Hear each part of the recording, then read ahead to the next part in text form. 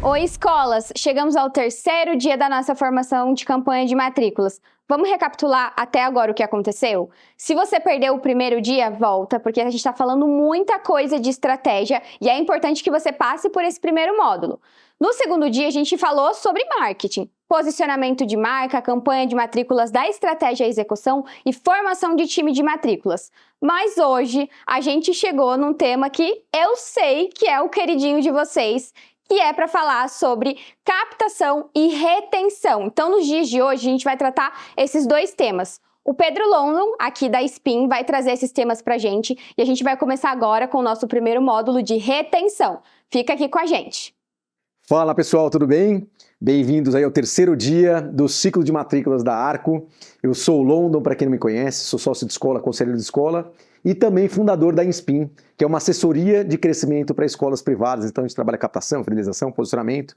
E hoje a gente está aqui então nessa aula que a gente vai falar de fidelização, né? A gente vai ter dois conteúdos que eu vou trazer aqui, um vai ser de fidelização, depois tem uma outra aula também de captação. Então para vocês acompanharem, porque tem muita aula boa nesse ciclo de matrícula. Então nesse terceiro dia certamente vocês já viram muita coisa boa e ainda tem mais por vir. Mas vamos lá, então hoje nós vamos começar a falar de fidelização.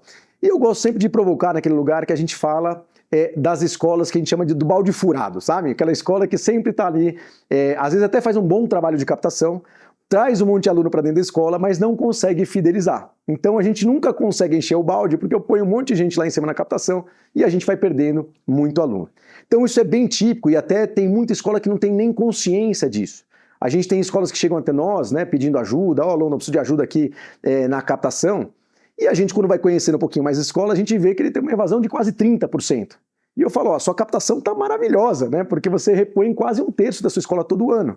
O seu problema é a fidelização. Como é que você diminui, né, essa perda de alunos? Então, é basicamente esse o tema do que a gente vai colocar aqui hoje. E aí, gente, a gente sempre fala da história das pessoas que estão na escola de vocês, né? E eu estou trazendo o caso aqui da Patrícia, né, que é muito parecido com a história de algumas famílias que a gente acompanha aqui. Mas que é isso, a Patrícia ela chegou e ela escolheu a escola de vocês diante de outras 3, 4 opções provavelmente. Ela foi visitar várias escolas e falou, não, essa aqui é a mais legal. Então ela chega com muita animação, ela chega com muita expectativa de que a escola vai atender aquilo que ela gostaria, de ter uma boa educação para o filho, de ter uma experiência bacana ali. Então esse começo, que é o comecinho de namoro, o primeiro ano de escola ali, costuma ser muito legal. Só que aí vai passando um pouco do tempo, alguns desgastes vão acontecendo nessa relação. Então, muitas vezes a Patrícia, que tem uma filha ali na educação infantil, ela fica, na verdade, incomodada porque ela nunca sabe direito quando que vai ter o evento de tal coisa da escola. Se é dia do brinquedo ou se não é dia do brinquedo. Então ela vai se desgastando com coisas que vão gerando atrito para ela no dia a dia em casa, e aí ela já vai perdendo um pouco aquele brilho, aquela coisa. E, eventualmente, ela pode chegar numa situação onde ela vai ficar mais brava mesmo, vai ter uma quebra de confiança, né? Então, dando exemplo da educação infantil, por exemplo, a gente tem um caso, né, que numa pesquisa a gente pegou, a gente foi investigar e foi entender um pouquinho. É uma mãe que ela falou assim, eu cheguei em casa à noite, né, fui dar banho na minha filha, e ela reclamou de uma dor nas costas tal, e tudo bem, achei que não era nada. No dia seguinte, quando eu acordo e vou trocar ela de novo, colocar o uniforme para ir para a escola, um roxo gigantesco nas costas dela. E ela falou assim, eu sei que minha filha vai cair, vai se machucar, isso não é o problema. O problema é a escola não me avisar. Eu preciso confiar que quando ela está lá, se acontecer alguma coisa, vão me avisar. Então, ali aconteceu uma quebra de confiança. E ela fala assim, eu não vou continuar nessa escola. Então, como é que a gente cuida desta jornada, né, dessa família que chegou super empolgada e que vai passar por várias microinterações com a escola, como é que a gente garante que a gente está cuidando desse processo como um todo? E a gente aqui nessa aula, né, a provocação que a gente quer fazer aqui, para quem é diretor, para quem é coordenador, quem está assistindo esse processo, é de entender que a evasão, na maioria das vezes, não está vinculado àquilo que a gente chama de qualidade pedagógica, vamos dizer assim. Raramente uma família vai sair da sua escola porque a aula de matemática foi ruim, porque a aula de geografia foi ruim, alguma coisa mais pedagógica. Ela muitas vezes vai sair por outros aspectos. E aqui a gente traz 3 conceitos fundamentais para você cuidar quando você está falando então de evasão, né, de fidelização de aluno. Então o primeiro é a gente olhar sempre que essa relação, né, esse cuidado, esse processo da família com a escola, ela envolve uma experiência que é muito mais ampla do que o que acontece em sala de aula. Então a gente fala muito da experiência do cliente. Quem acompanha a gente aí já em outras formações sabe que a gente sempre fala desse olhar, né? Tem áreas específicas, né? Hoje tem uma profissão que é de quem cuida de CX, né? Que é Customer Experience, ou experiência do cliente, por exemplo. Mas o que a gente está falando basicamente é isso. Imagina, eu vou contar uma historinha para tentar ilustrar melhor isso. Imagina que chegou aí na sua cidade um restaurante, né, premiado, estrela Michelin e tal, e que é reconhecido por ter uma comida muito boa mesmo. E você quer chegar, quer conhecer esse restaurante, mas tem muita espera, muita fila e tal, até que por fim você consegue marcar um dia para levar aí seu companheiro, sua companheira para um jantar especial, para vocês comemorarem, sei lá, aniversário de namoro, aniversário de casamento, seja o que for. E você conseguiu um agendamento para fazer no dia que você quer. Aí no dia de você ir lá para o restaurante, para comer aquele prato que você quer, você chega e vai tentar parar o carro na porta e não tem vaga. Não tem nenhum valet, não tem nada, e você não consegue parar, e você tem que andar, procurar mais 3, 4 ruas e tal, e vai parar mais lá longe. E é um dia que está chovendo. E aí você fala, bom, deixa eu improvisar, não tem guarda-chuva, pego alguma coisa no carro aqui, vou tentar me cobrir, e sai andando ali pela calçada, toda esburacada, toda escura. E aí sua companheira, por exemplo, tá lá de salto alto, tá de meia calça, tropeça na calçada e já rasga a meia calça. Já deu uma azedada muito grande na noite, né? Já começou com um processo ruim. E ainda chegando no restaurante, chega lá, ó, fiz aqui uma reserva e tal. O maître olha e fala assim, não, mas essa reserva aqui, não tô achando.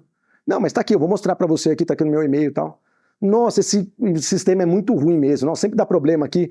Tá bom, deixa eu ver se eu consigo te encaixar em algum lugar. Então aquilo que pra você era uma noite especial, começa com um monte de coisa ali toda truncada.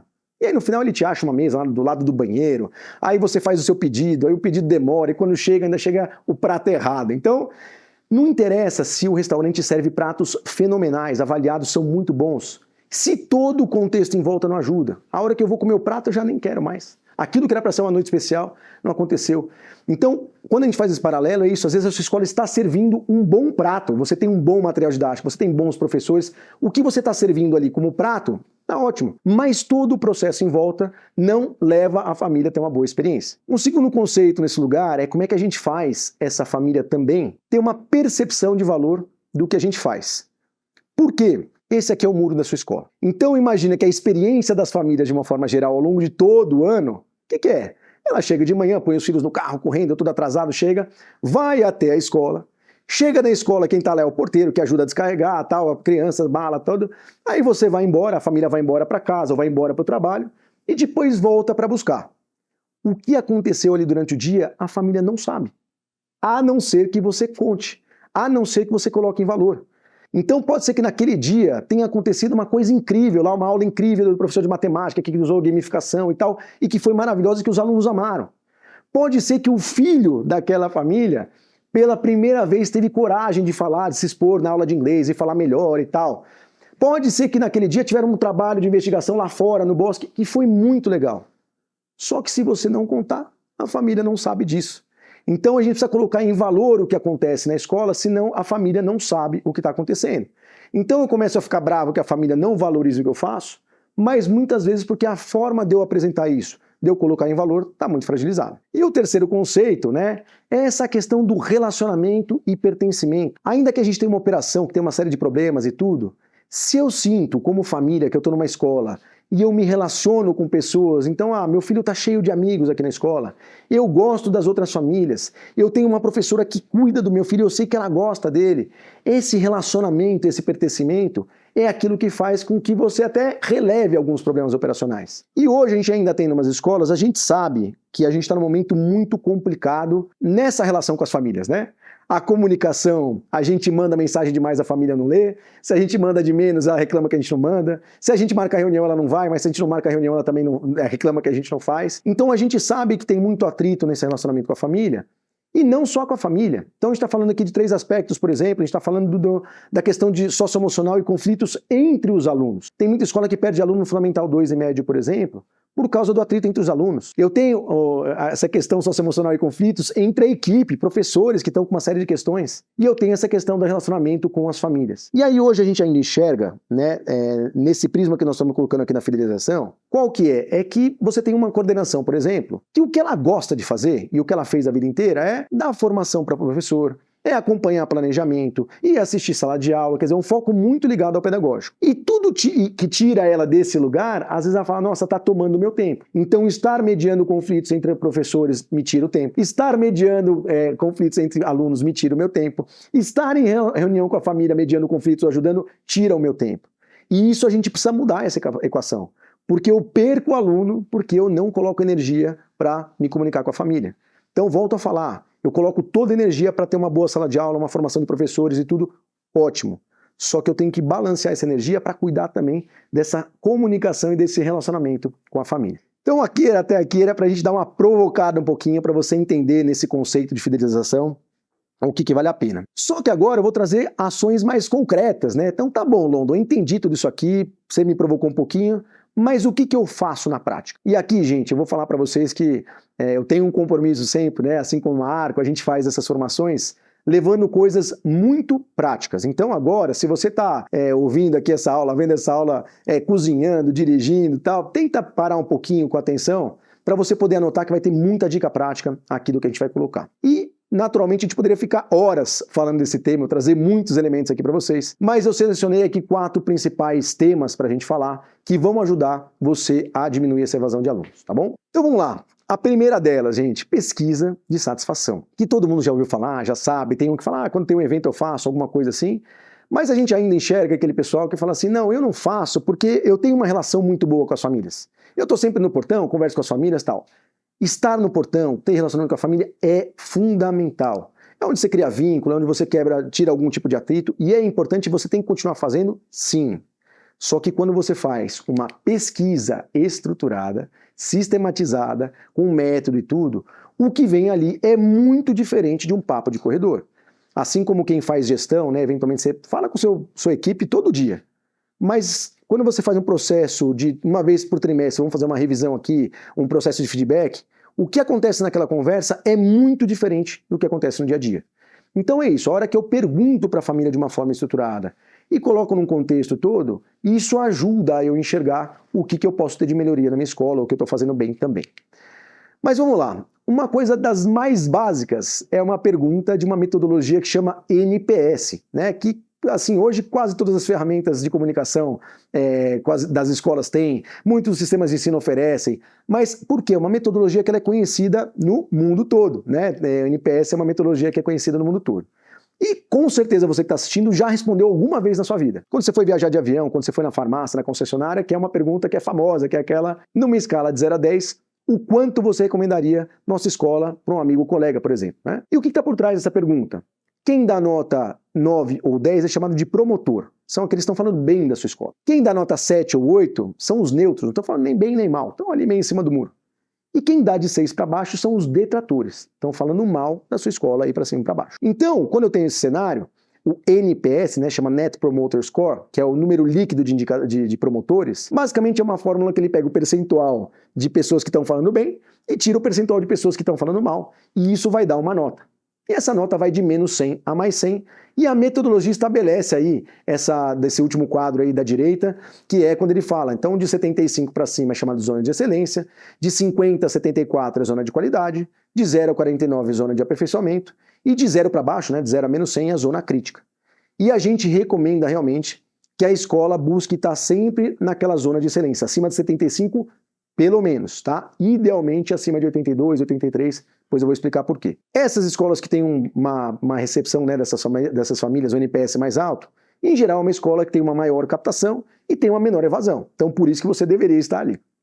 E esse exemplo que eu estou colocando em tela é uma pesquisa que a gente de fato faz com nossos clientes, então esse é um caso real de uma escola que teve um NPS de 52. Então é uma nota, nos parâmetros que eu coloquei, que é baixa, relativamente baixa, está na zona de qualidade ali. Só que essa nota 52, para mim, já ajuda a entender o que está acontecendo com a escola, mas o que você deveria aprofundar a partir daí? Então tá, mas deixa eu entender aqui quantos são os promotores que eu tenho, quantos são os neutros que eu tenho, os passivos, e quantos são os detratores. Então, naturalmente, né, quando eu quero diminuir uma evasão, o primeiro passo que eu vou ter que fazer é acionar esses detratores. Nesse caso que eu estou mostrando aqui, eu estou falando que eu tenho 44 famílias, ou seja, 11%, que são detratores, ou seja, estão insatisfeitos e estão falando mal da minha escola aí para cima e para baixo. Eu preciso atuar com eles. Segundo grupo, são os neutros. Neutro também é terrível, né? A gente está muito acostumado a olhar só aqueles que reclamam, que estão fazendo, né? São as famílias que são mais complexas ali, vamos falar, né? Mas a gente tem os neutros também, que é um grande problema. Porque aquela família que às vezes não fala muito, não reclama muito, tá achando que a escola é mais ou menos, mas aí qualquer vento que bater, ela vai embora. Se tem uma outra escola que está dando desconto, ela vai embora. Se tem o filho que quer ir para uma outra escola porque o amigo dele vai para uma escola, ele vai embora. Ele não está vinculado com você. Então o que a gente quer, sem dúvida nenhuma, é aumentar o número de promotores. Então imagina que nessa escola eu estou falando que eu tenho 27% de neutros e 11% de detratores, eu estou falando de 1/3 da escola que está falando que a escola é mais ou menos ou é ruim. Então é uma situação crítica que a gente precisa atuar. E aí você vai destrinchar esses dados para saber, por exemplo, como é que está por tempo de casa. Quem é novato, como é que está o NPS de quem acabou de chegar na minha escola. Quem está de 2 a 3 anos e quem está mais de 3 anos. Por quê? A gente tem escolas que às vezes o problema da escola é a recepção de famílias novas. E eu tenho várias estratégias para isso, por exemplo.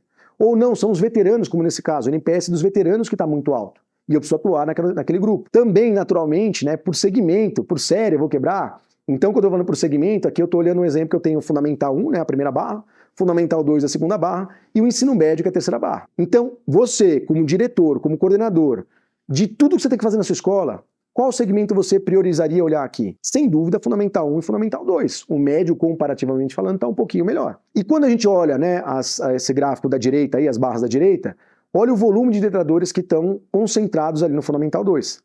Então é ali que você precisa atuar. Então esses parâmetros de uma pesquisa vão fazer com que você direcione o seu olhar para aquilo que vai diminuir a evasão ou eventualmente vai até aumentar a captação, como a gente falar. Mas tem um ponto, gente, que é fundamental, que a gente está muito acostumado de falar, não, pesquisa eu já faço. Toda vez que tem um evento, eu solto uma pesquisa. Ah, quando tem uma vez por semestre lá um fechamento de semestre, eu mando uma pesquisa que os pais acharam. Legal, você já tem uma cultura de fazer pesquisa, é muito legal. Mas pesquisa não é um número, uma métrica de vaidade. Não é questão de eu chegar lá e saber, bom, então tá, tirei o NPS de tanto, então que legal, guarda a pesquisa na gaveta e depois não faz mais nada. O que vai fazer você mudar e diminuir a evasão, sem dúvida nenhuma, é você fazer as ações que vão reverter aquele quadro. Então, quando eu aplico uma pesquisa, eu preciso fazer ações que vão ajudar a mudar aquele cenário sempre para melhor. E aqui, gente, a gente volta a falar, né? Dá um trabalho, mas vocês vão ver que dá bastante resultado. Então, uma pesquisa bem estruturada, vê como ele é bem diferente de um papo de corredor, que volta a falar também é importante. Mas ele deveria, né, essa pesquisa deveria trazer para a gente 2 subprodutos, né? Um é uma visão mais ampla, quando eu olho a minha escola de longe, quais são os pontos que hoje as famílias mais reclamam? Ah, é a comunicação. Ah, é a questão do ensino de inglês. Ah, é uma questão específica. Então você começa a ter um olhar que, bom, se eu arrumar isso aqui, eu tenho um monte de família que vai ficar mais satisfeita com a escola. E o outro subproduto dessa pesquisa são as questões individuais. Porque a decisão de sair de uma escola, ela é de uma família específica. Ela vai falar, essa escola não serve mais para mim, ela vai embora.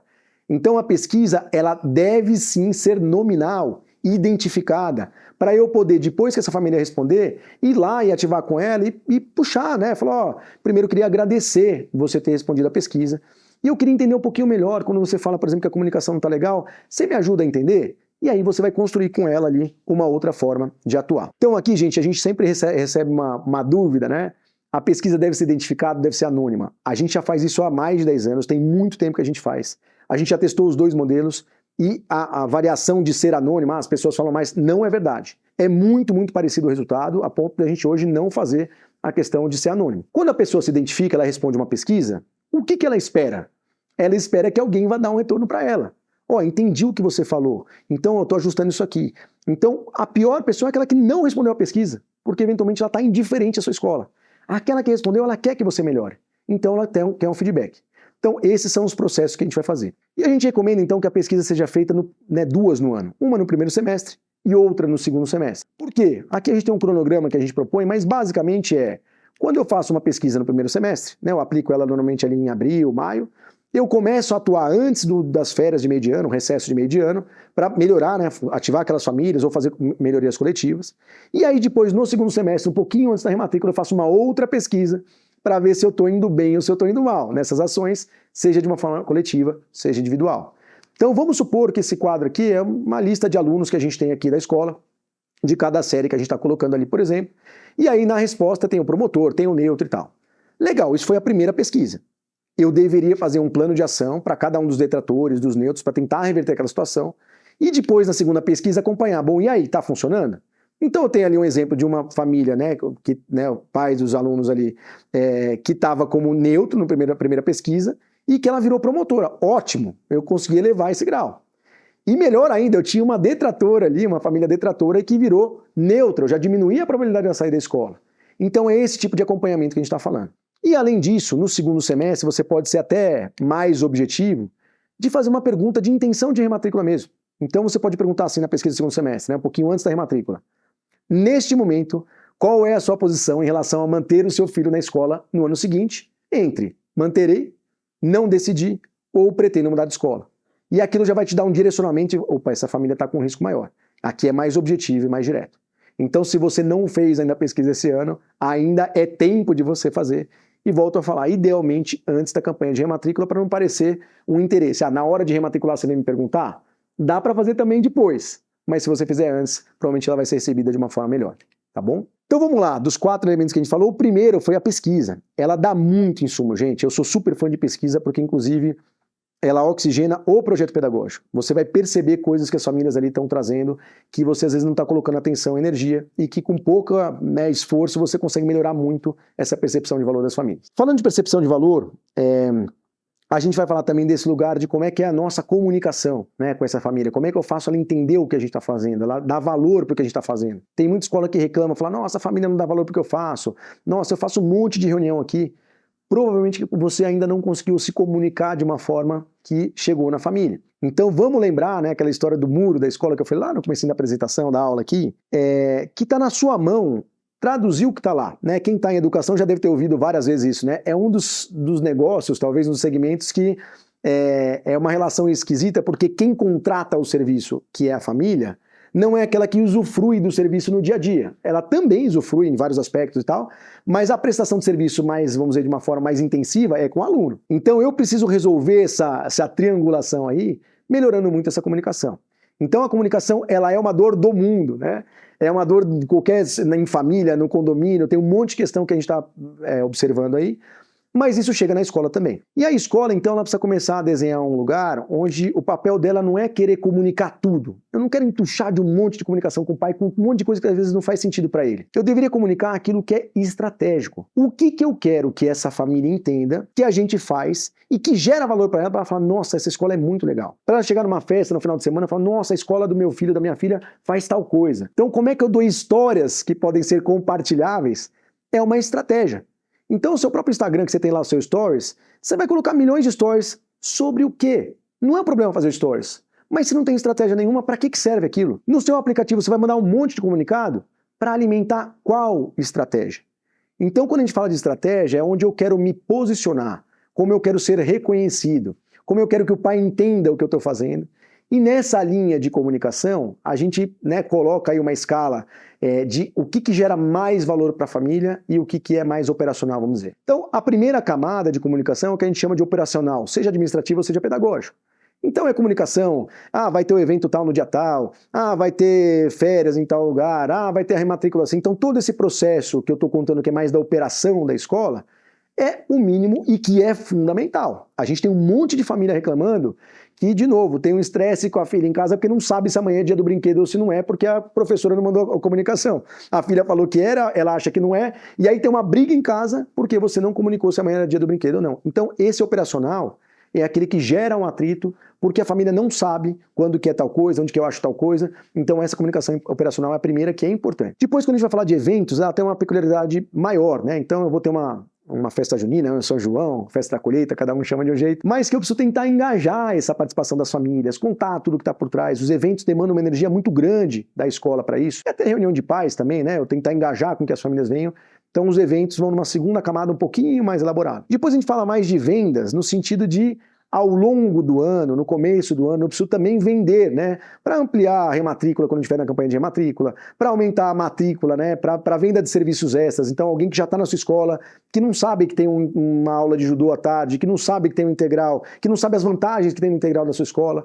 Então, eu já começo a trazer um valor de coisa, opa, não sabia que tinha isso. Não sabia que tinha um pacote da cantina. Então, eu tenho que, ao longo do ano, comunicar isso também. Aí a gente começa para um lugar que tá bom, agora eu vou para cotidiano e evidências pedagógicas. Então eu falo o que eu faço e aconteço, eu falo um monte de coisa. Mas a hora que eu mostro para o pai, olha aqui como é que a gente foi hoje lá fora para fazer uma investigação. Olha aqui como é que a gente fez hoje uma roda de conversa no projeto socioemocional. Olha aqui como hoje a gente teve uma aula de inglês desse jeito, que a gente trouxe alguém que é de fora para interagir com as crianças. Isso dá evidências para aquilo que você fala. Você fala, não, eu tenho um ótimo inglês. Mostra. Ah, eu tenho um socioemocional legal. Mostra. Então aqui eu já começo a chegar no lugar, pô, legal essa escola, tá fazendo coisa bacana. Aí eu vou para outra camada, que é quando eu tô falando do meu filho. Então eu, como pai, né, a mãe, a família, quer saber, tá bom, mas eu entendi tudo que você tá fazendo, mas e o meu filho? Tá indo bem ou tá indo mal? Como é que ele tá? Então você vai falar, vai lá e se vira, acha lá na nossa plataforma onde que dá a nota, vai procurar. Tá bom, eu vi a nota, mas alguém pode contar para mim como é que tá indo? Meu filho tá indo bem ou tá indo mal? Como é que eu posso ajudar ele em casa? Então esse lugar de saber como é que tá o desenvolvimento do filho é um outro lugar que ajuda bastante. E a última camada que a gente fala aqui de que gera mais valor, a gente fala que são desses educativos estruturantes, né? O que é um educativo estruturante? Então a família, por exemplo, ela tem o filho lá no começo que ela está passando pela etapa do desfraude. Nossa, muito difícil, como é que eu faço isso? Lá no primeiro ano, ela está ansiosa como é que vai ser a prova. Lá no Fundamental 2, ela está preocupada porque está acontecendo bullying, está acontecendo uma série de coisas. Lá no ensino médio, ela está preocupada com outras coisas que têm a ver com o vestibular. Como é que eu, como escola, que sou especialista em criança, em adolescente, nessa faixa etária, posso ajudar a família? Ó, você vai passar por uma fase assim, mas deixa que a gente vai te ajudar, a gente vai fazer assim, vai fazer assado, em casa faz isso, faz aquilo.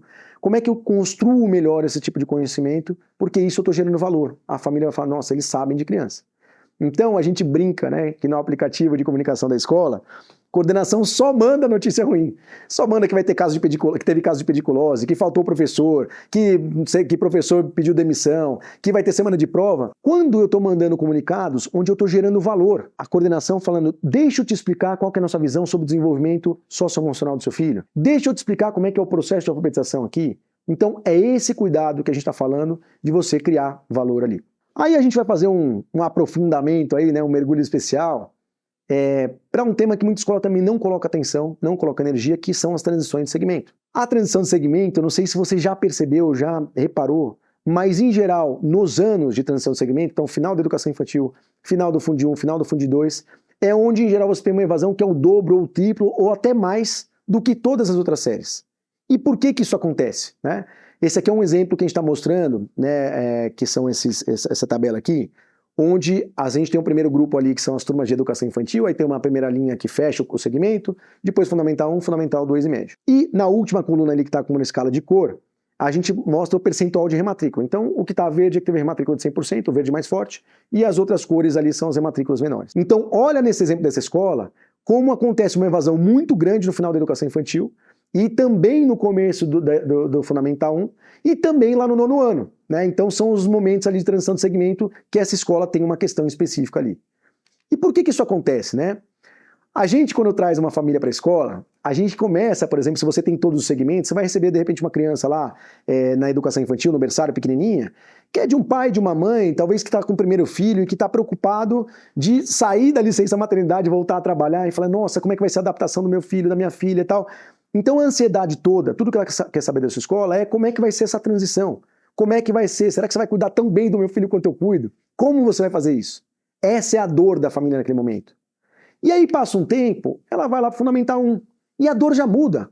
Ela já começa a ficar atenta, bom, mas como é que vai ser agora? Vai começar a prova? Como é que vai ser isso? E a alfabetização, ele está lendo, meu filho está lendo, não está lendo, os amigos já estão, começa a ficar uma ansiedade. Então, você sabe disso? Como é que é isso aqui? Depois eu vou chegar no Fundo 2, eu já tenho outras preocupações, né? Volto a falar, bullying, a relação com os amigos, começa a acontecer outras coisas ali próprias da faixa etária, né? E lá no ensino médio, talvez a gente está preocupado com uma questão de o que vai acontecer depois da escola, de profissão, de carreira, o que ele vai fazer. Então a família é uma só, mas na escola ela vai ficar ali durante 12, 14, mais anos ali ainda, e ela muda ao longo dessa jornada.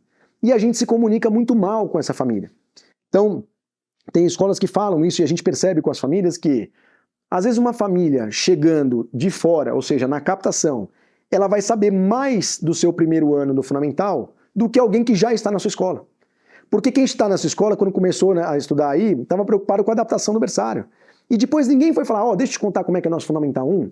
Então, a estratégia de transição de segmento basicamente é essa. Como é que eu alimento essa família, encantando pelo que vem pela frente, mas para aquele momento específico ali. Não deixar falar, não, ela já está aqui, ela sabe. Então é isso, sempre no final do segmento, né? Então eu estou no final da educação infantil, por exemplo. O que eu vou fazer? Eu vou olhar para trás e falar, bom, como é que foi a minha experiência até aqui? Foi boa? E eu criei uma relação de confiança na escola, seja de vários aspectos, a confiança ampla mesmo. Legal, então se isso foi bom, eu já estou mais predisposto a continuar. Se isso foi ruim, eu já estou com um problemão, né? Se o NPS, por exemplo, aqui está ruim, quer dizer, a família já não está feliz hoje, por que ela vai te dar mais uma chance de continuar para lá?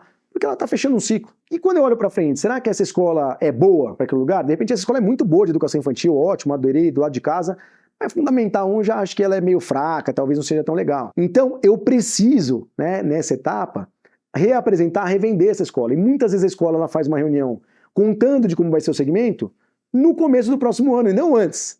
Você precisa fazer agora uma reunião com os que estão, né, no final do segmento, contando como vai ser o próximo, porque é agora que ele está na tomada de decisão se ele vai querer rematricular ou não. Aquele que já rematriculou para o ano que vem, você vai falar também, mas você precisa falar para ele agora, para ele tomar a decisão. Então esse é um processo que muitas vezes a escola não cuida, e por isso que a evasão em transição de segmento é tão difícil. Então a gente propõe, né, um cronograma para essa transição de segmento. Entre junho e agosto você chamar essas famílias para reuniões coletivas. Depois você vai ter reuniões individuais, quando for o caso, né, nono ano sobretudo, quinto ano, educação infantil, berçário. Depois tem uma parte de você começar a fazer integração entre professores. Você tem várias estratégias que eu estou deixando anotado para quem está assistindo aqui gravado.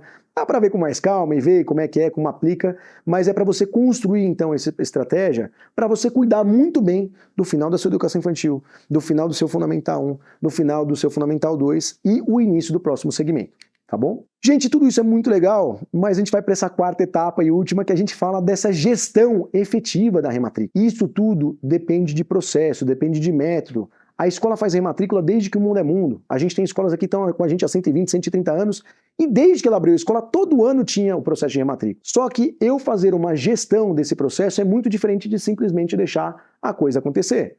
Lança a rematrícula e começa a ligar no segundo semestre, e aí, vai fazer rematrícula ou não vai? E aí a família, não, vou sair, então tá bom. Isso não é um processo adequado, tem que acompanhar ao longo do ano todo. Então a gente fala muito de fazer um cronograma de rematrícula. Cronograma pra gente volto a falar, você faz rematrícula desde que o mundo é mundo. Mas quantas escolas que a gente conhece e fala assim, não, eu vou lançar rematrícula em 1º de setembro. E chega em 1º de setembro, não lança. Por quê? Não parametrizou o sistema, porque o contrato não estava pronto, porque não negociou a inadimplência, por uma série de questões lá que aconteceram que ele vai falar que atrasou essa rematrícula. Então, uma coisa muito simples é você listar, você que faz isso há muito tempo, vamos sentar aqui na equipe, quais são as atividades que a gente tem que fazer? Se a gente vai lançar a rematrícula no 1º de setembro, o que tem que acontecer antes disso? O que vai acontecer depois? E vai listando, coloca aí quem é uma pessoa responsável, então tá bom, precisamos rever o contrato por causa do ECA digital, por exemplo. Quem que vai ficar com esse processo de olhar, de falar com o advogado? Vai ser você? Falando, então tá bom, tô colocando seu nome aqui. Qual que é a data? Depois acompanhar um pouquinho se isso está terminado ou se não está, se concluiu, se não concluiu. Então essa gestão ajuda com que a escola não se perca, sobretudo porque o segundo semestre, que é quando acontece a rematrícula, é quando a escola ela tem uma demanda muito maior de uma forma ampla. Você tem ali fechamento de bimestre ou trimestre, conselho de classe, formatura, um monte de evento que sobrecarrega a equipe da escola. Então se você está com a coisa mal organizada no meio de uma demanda muito grande, você provavelmente vai ter dificuldade. Então, se planeja antes e começa a fazer o acompanhamento disso. Tem essa fala, que eu até nem gosto muito, que fala de rematrícula antecipada. Antecipada quer dizer que é antes do quê? Né? A gente fala muito de quando deveria ser de fato. Mas a gente tem várias escolas que lançam a rematrícula mais ou menos como todo mundo em volta lança. Eu vou lançando a rematrícula aqui em agosto, setembro e deixar rolar. Né? Que é esse gráfico aqui. Então, nesse gráfico, as duas linhas contínuas é a curva da escola que a gente está analisando, por exemplo. E as duas linhas pontilhadas são as escolas, né, de regiões, da referência de Brasil e tal, e da região específica da escola. Então você vê que ela tem uma curva muito parecida com as outras escolas, ou seja, não tem uma dinâmica específica para incentivar a rematrícula. E essa outra escola aqui é uma que faz uma campanha mais, né, contínua ali, mais constante, mais incisiva, de antecipar a rematrícula, fala, bom, de repente lancei a rematrícula ali em agosto ou 1º de setembro, e aí já no primeiro mês consegue ter ali 60 e tantos por cento de rematrícula, e no segundo mês 82% de rematrícula, que é o que vai chegar no final. Então imagina que essa escola da direita, ela em outubro, já sabia praticamente o resultado final da campanha. E a outra, ela ficou sabendo em dezembro, ela estava com 50% da rematrícula feita. Então imagina a angústia desse gestor da primeira escola aqui, que não passou o Natal e Ano Novo muito sem saber quantos alunos que ela vai ter no final do ano. Será que eu abro turma? Será que eu fecho turma? Será que eu contrato professor? Será que eu demito o professor? Enquanto essa outra escola da direita, ela por ter essa informação antecipada, ela se planejou, ela foi reajustar a turma, ela fez um monte de questões, né, e passou o Natal e Ano Novo bem mais tranquilo. Então você montar um cronograma, estimular para que isso aconteça, envolve você fazer um trabalho, né? Essa rematrícula 360 que a gente fala, é disso, de lançar a rematrícula, propor uma primeira fase com alguns benefícios, e aí antes de terminar esse benefício, você começar a mandar comunicado para a família, ó, faltam tantos dias para terminar e tal, um pouquinho antes, começar a ligar para a família, ó, eu vi que você ainda não fez, mas tem um super benefício para quem fizer até agora, você quer que eu te ajude? Quer que eu te mande um boleto aqui para você no seu WhatsApp? Quer que eu faça com você a rematrícula? Então, como é que eu me disponho para estar lá?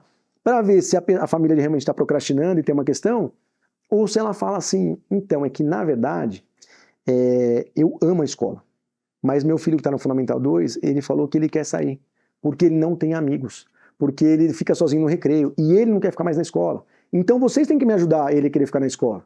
Então quando alguém detectou isso aqui, ainda está em setembro, por exemplo, levanta a mão logo para a coordenação, para orientação pedagógica, para a psicóloga, para falar, ó, cola naquele aluno ali e ajuda ele a ficar.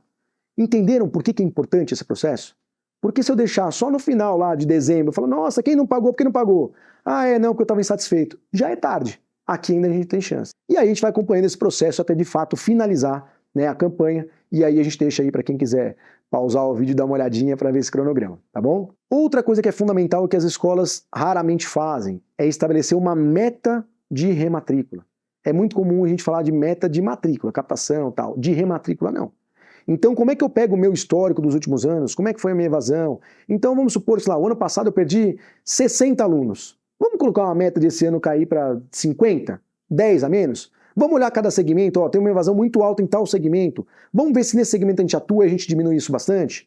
Quando a gente define uma meta, coordenação está ligada, professor está ligado, a equipe de secretaria está ligada, todo mundo vai estar tentando chegar naquele lugar.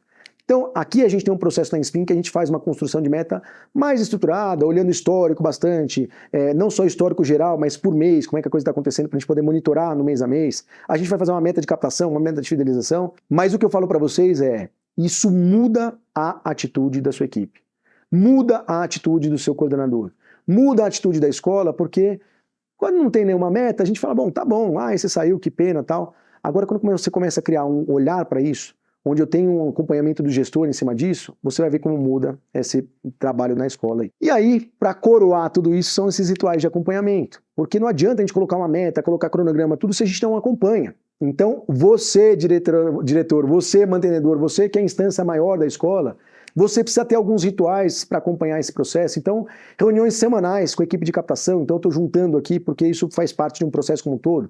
A gente está falando aqui da formação de matrícula, né, que a Arco está organizando, e vocês estão vendo vários conteúdos, então a gente está amarrando muita coisa aqui. Então, uma reunião semanal com a equipe de captação de comunicação, uma reunião semanal com a equipe de fidelização, que a gente está chamando basicamente o quê? São os gestores de cada segmento, pedagógicos, né? Junto com a secretaria escolar, para falar, ó, dos seus alunos aqui, dos 150 que você tem aqui, 95 já fizeram, falta esses outros aqui, ó, quem está faltando esse aqui, para o coordenador estar atento lá, eu vou atuar. Então é uma ação de fato que a gente está falando. E reuniões, quando a gente tem aí de tempos em tempos, a cada quinzenal, pelo menos, dentro da pauta da reunião de gestores, levar como é que estão as nossas métricas, como é que está a nossa captação, como é que está a nossa fidelização, para que todo mundo esteja ligado com isso.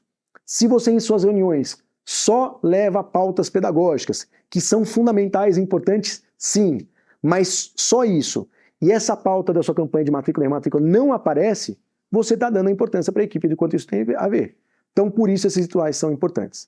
Então, aqui é um exemplo que é uma escola que está ali, a cada semana acompanhando, e aí, evoluiu a rematrícula dessa turma tal, não evoluiu? Então, a gente vai olhando cada um desses gráficos aqui, dessas tabelas, para ver basicamente, ó, essa turma tem tantos alunos, desses tantos alunos, X% já rematriculou, então tá, então vamos ativar nessa turma.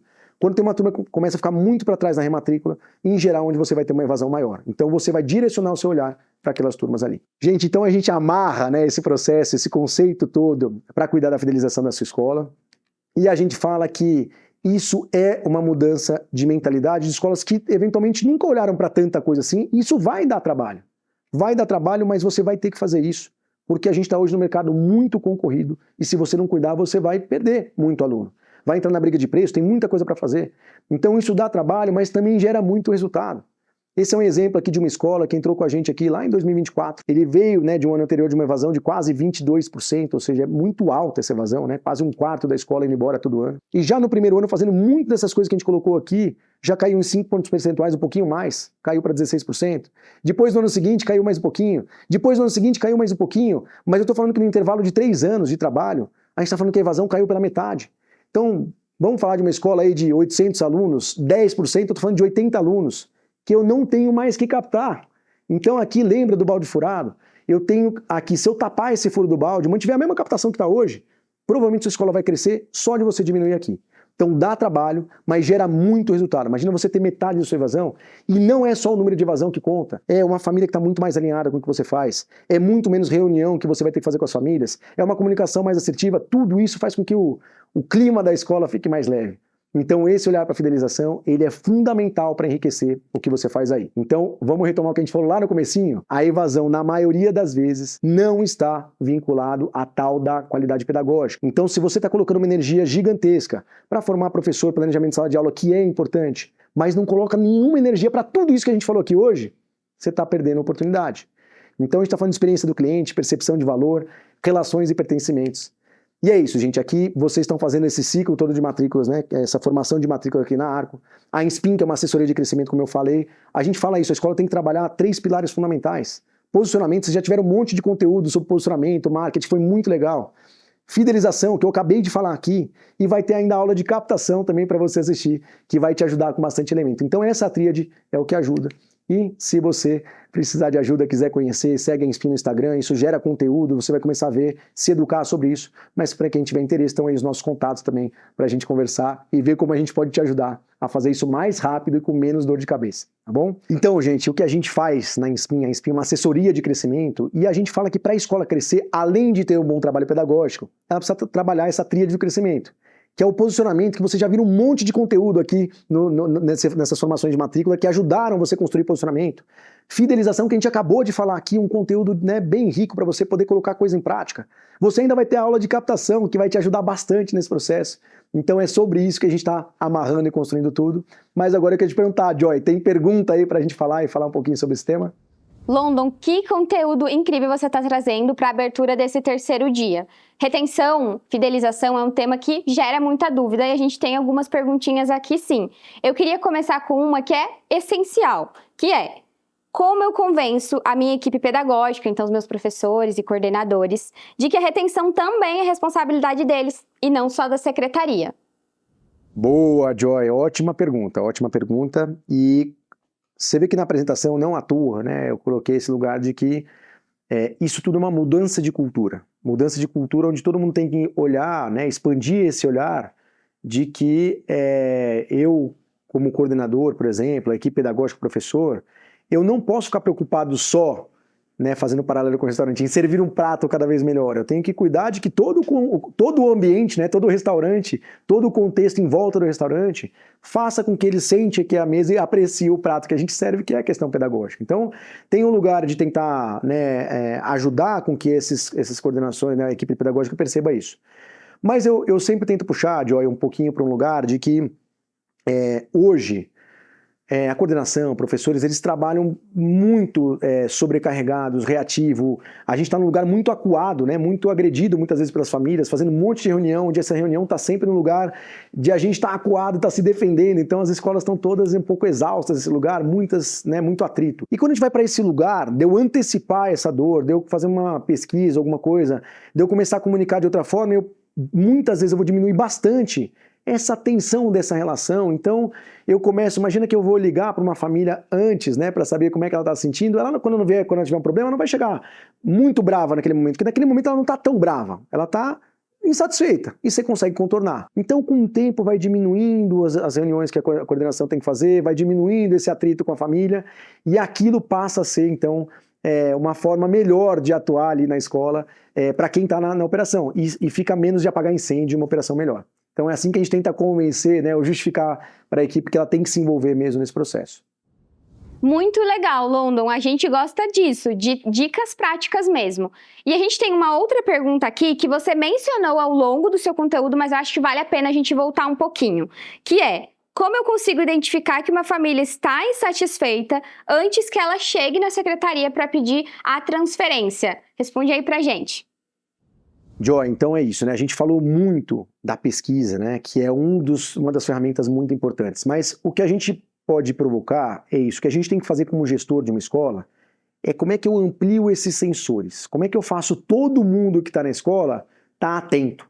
Então tem uma escola, por exemplo, que eu sempre gosto de usar como caso, né? Exemplo, que era isso. Era um professor de educação física que dava aula, né, para o time de vôlei da escola, que era super conhecida, tal, não sei o quê, professor muito parceiro ali. E um dia ele viu, né, os alunos ali, no começo do segundo semestre, ali, os alunos que eram do nono ano se juntando no cantinho da quadra, falaram, pessoal, ó, vamos mudar de escola, porque aqui o ensino médio não sei se é legal e tal. Pô, vamos junto pra gente não perder o time de vôlei, tem uma outra escola que tem o time de vôlei também e tal. E ele ouviu e ele não falou nada naquele momento. E tá tudo certo. Só que ele foi na pessoa ali que estava mais responsável pelo processo de fidelização e chegou na coordenação também, ó, eu vi tal e tal e tal aluno. Legal, sabendo disso, a coordenação do Fundamental 2, lá do médio, né, era a mesma coordenação que fazia, ela que tem uma relação, né, com os alunos mais horizontal, fica ali no recreio brincando, sabendo disso, ela chegou perto desse grupinho, tal, num outro dia, num outro contexto, falar, ó, pessoal, tudo bem e tal, eu tô pensando no ano que vem, pro ensino médio, primeiro ensino médio, fazer tal coisa, não sei o quê, o que vocês acham? E começou a provocar, e eles ficando meio amoadinhos, sem graça. Aí perguntou, tá tudo bem? Ah, e sabe o que é? Que a gente tá pensando em sair da escola. Eu falei, sério, mas por quê? Me conta. Ah, é porque a gente tem um pouco de dúvida, como é que vai ser, se a escola é boa para vestibular ou qualquer coisa assim. Sério, mas essa dúvida é só de vocês ou você acha que tem mais gente na sala que tem? Ah, não, um monte de aluno também tem. E os pais de vocês? Ah, também. Então vamos fazer uma reunião para a gente poder falar sobre isso. E aí ela montou uma reunião que trouxe um monte de ex-aluno que chegou a ficar na escola e depois se formou no ensino médio para contar como é que tinha sido essa dúvida e por que eles decidiram ficar e como é que foi depois passar no vestibular. Trouxe alunos que estavam no ensino médio estudando naquele momento para contar como é que estava sendo. Então aquilo, a gente põe isso em luz e ajuda. Então entendeu? Como é que a gente envolve a equipe toda? É fazer todo mundo estar com os ouvidos, né, atentos, os olhos abertos para tentar ajudar com que a escola vá fazer ações preventivas à evasão. E para encerrar, a gente tem sim uma terceira perguntinha aqui que também pode gerar muita dúvida, porque é um momento aqui que a gente está falando de transição, né? Então, quando a gente fala de retenção e fidelização, esses momentos de transição fazem muita diferença quando a gente olha para eles com estratégia. A gente tem uma pergunta exatamente sobre isso. Minha maior perda de alunos acontece na passagem do infantil para o fundamental anos iniciais, dos anos iniciais para os finais e para o ensino médio. Como blindar as escolas nessas janelas de transição? Legal, Joy, boa pergunta também. A gente falou exclusivamente de transição de segmento porque é uma dor mesmo das escolas, né? Só que agora eu vou dar coisas mais concretas para esses dois exemplos, educação infantil e nono ano, tá bom? Educação infantil. Onde começa a acontecer, por exemplo, uma perda de alunos ali? Primeiro, a família que está ali, ela não tem certeza se o próximo segmento é bom ou não. Então eu tenho que vender para essa família ali, né, o que vai acontecer. E também a gente fala que às vezes a escola ela tem o mesmo nome, mas ela quase que tem várias escolas dentro de uma escola. Então a educação infantil ela tem uma forma de operar, que tem uma coordenação, que tem um jeito de fazer legal.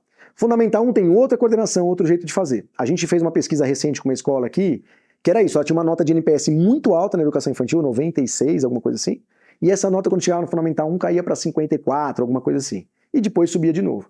Então, isso acontecia porque eu tenho uma educação infantil que a coordenação está lá mandando mensagem pelo aplicativo todo dia, está lá no portão falando com todo mundo e tal. E no Fundamental 1, de repente, do dia para a noite, a escola faz outra forma de atuar. Então, ela não manda mais a mensagem pelo aplicativo, só manda uma vez por bimestre ou trimestre um relatório da escola, a coordenação se distancia muito das famílias. Então, o que a gente fala é de fazer uma transição mais suave. Então, se eu vou diminuir o volume de comunicação, deixa eu começar a diminuir no final da educação infantil. Se eu vou começar, faço o primeiro semestre do último ano da educação infantil do mesmo jeito, e no segundo semestre eu começo a diminuir. Lá no primeiro ano, eu mantenho aquela mesma lógica no primeiro semestre e no segundo semestre eu diminuo. Então, eu cuidar de transições mais suaves, isso é uma estratégia para você diminuir essa evasão nessa fase. E quando a gente fala do nono ano, né, o nono ano a gente tem muita perda de aluno, né, de quem vai procurar a escola técnica, ou às vezes escolas com, né, foco mais em vestibular, né, uma escola mais forte, vamos dizer assim, para uma escola que veio originalmente de educação infantil. E o que a gente fala, o que a escola tem que fazer no nono ano é quebrar o efeito manada. Então, por exemplo, né, vai ter um monte de aluno falando, não, eu vou para a escola técnica porque está todo mundo indo junto. Ou eu vou para uma escola mais forte porque está todo mundo indo junto. Uma escola pública porque está todo mundo indo junto.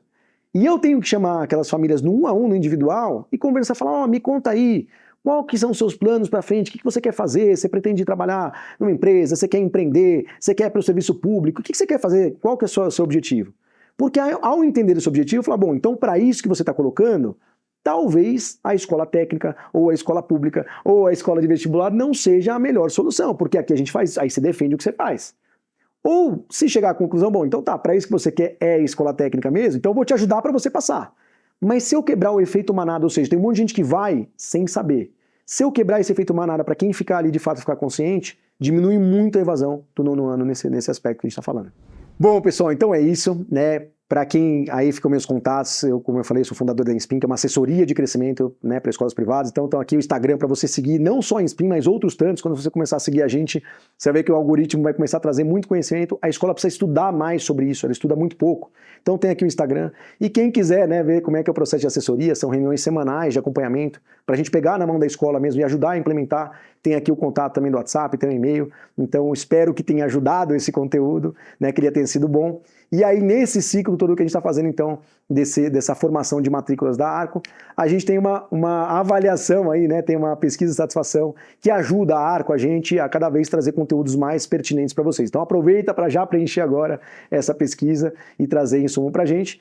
E hoje ainda tem a aula de captação que eu também vou dar. Então, se você gostou dessa aula, fica para a próxima, que a gente vai trazer coisas muito, muito práticas mesmo para a captação agora. Então, pessoal, obrigado mais uma vez. Obrigado, Arco, pelo convite e bom, né, resto de evento aí para vocês.